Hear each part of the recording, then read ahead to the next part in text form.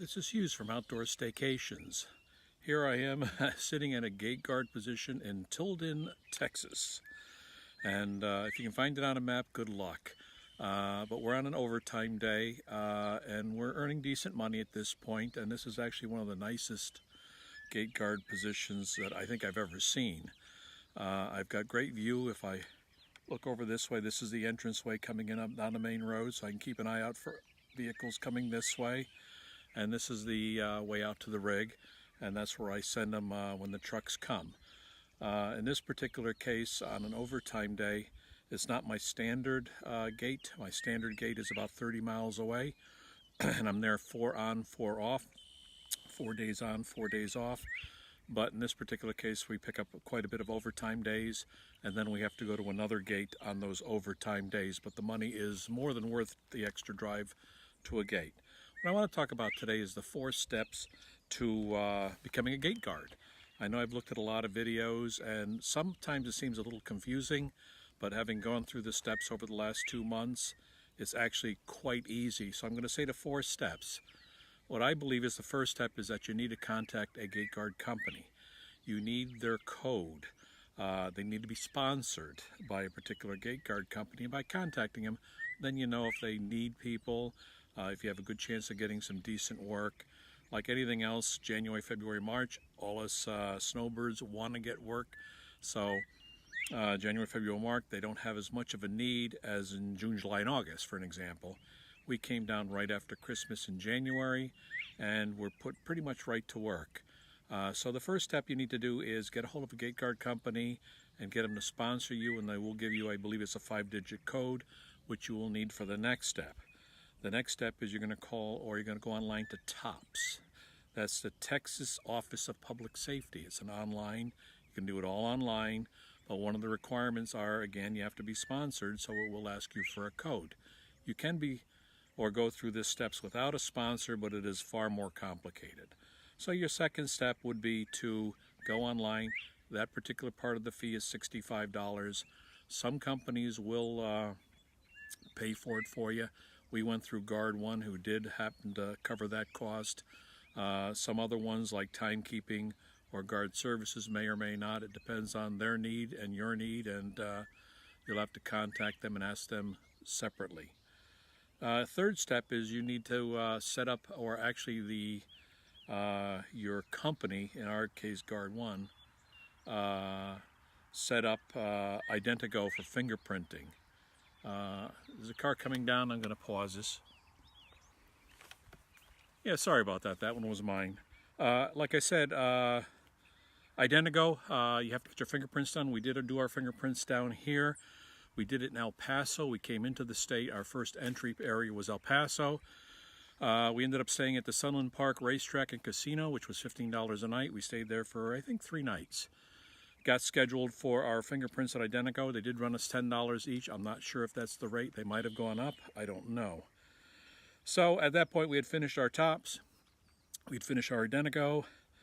And the next thing we had to do was they require a Texas Private Security Course Level 2, which is non-commissioned. You're not carrying a pistol or no weapons. That's done right online. And I do actually have a certificate that was issued to us, and it's about a 6-hour course, and this one is by Texas A&M Engineering Extension.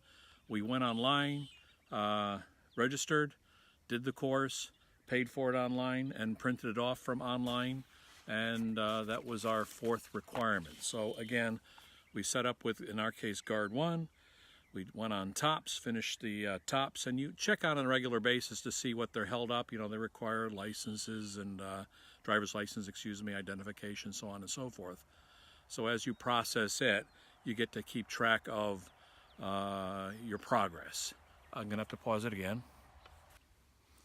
And that one was not for me. Some of these other rigs further up the road, so this one passed me on by. So again, those are the 4 steps. Now what you also need to know is how much do you get paid. That's also very important. We looked at it, and there's a couple different classes of guards they're looking for. One is a pipeline guard, and those are the major pipelines that are coming from the coast towards many of your oil rigs and oil wells. They basically pay $125 to $150 a day. Some of them say $125 plus $25 per diem. And sometimes they come with a site, sometimes they do not, so you have to be very careful on that.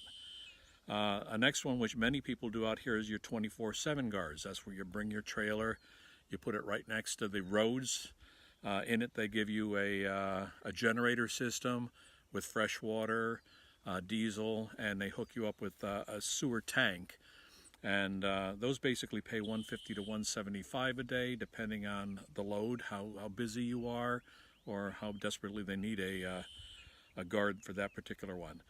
We were up in Monaghan's where we first started. Monaghan's was very dirty. It was very dusty, sagebrush. We had a chance to come down here towards southern Texas, and as you can see, it's a world of a difference as far as environment. And we transferred over to a company guard.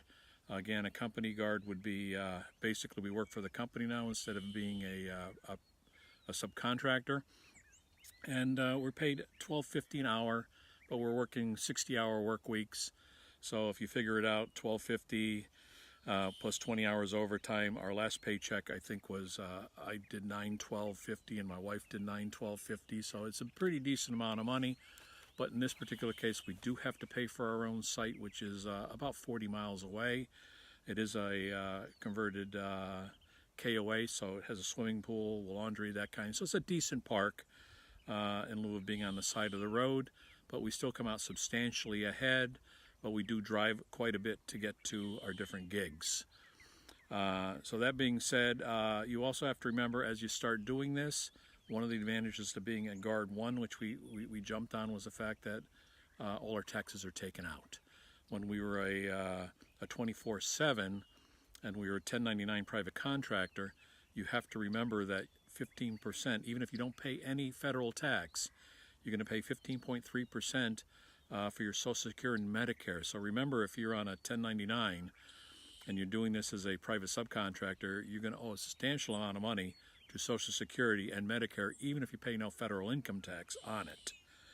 So what we're going to do is, since we started off in Monaghan's, we did earn quite a few $1,000s up there. We're going to send in a check of about $1,000 to cover, so we don't get blown out of the water next February or March when our income might not be as good as it is now. So in this case, we covered the different types of guards, the 4 steps that you need to go through it, the different types of guards, and your self-employment tax, which is your Social Security and your Medicare. Again, we've done all 3. We've done, our first gig was actually it was road. It was, they were building a road in a pipeline area, and we were directing traffic to keep them from going down the road, and it was pretty dirty. And then we moved over to a 24/7, which was guarding another road, so the sand trucks wouldn't go over a bridge.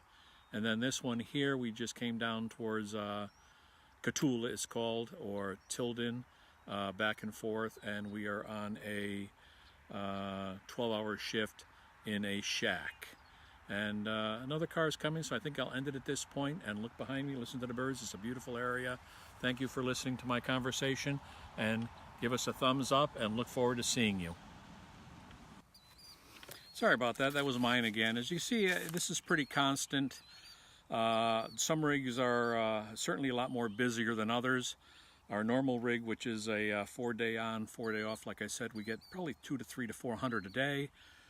Here we get probably about 100 a day. It really depends on how busy the rig is. Lastly, I want to go very quickly about what you do. In our particular case, we have an iPad. When a truck comes in or a car comes in, we take a photo of the front, type in the license plate. There's a good chance it's going to come up in the data system. You check their licenses to make sure they are who they're supposed to be driving the vehicles. Take a picture of what they're carrying or pulling behind it, the company they're with, any passengers, and it's all done on an iPad. You close it out, you let them on through, and wait for the next particular one to come along. Again, it's very simple. The money is good. The weather here, it's 81 today, so it's very nice. It's a little bit misty. Again, this is used from outdoor staycations. Please give us a thumbs up, and I look forward to speaking to you in the future.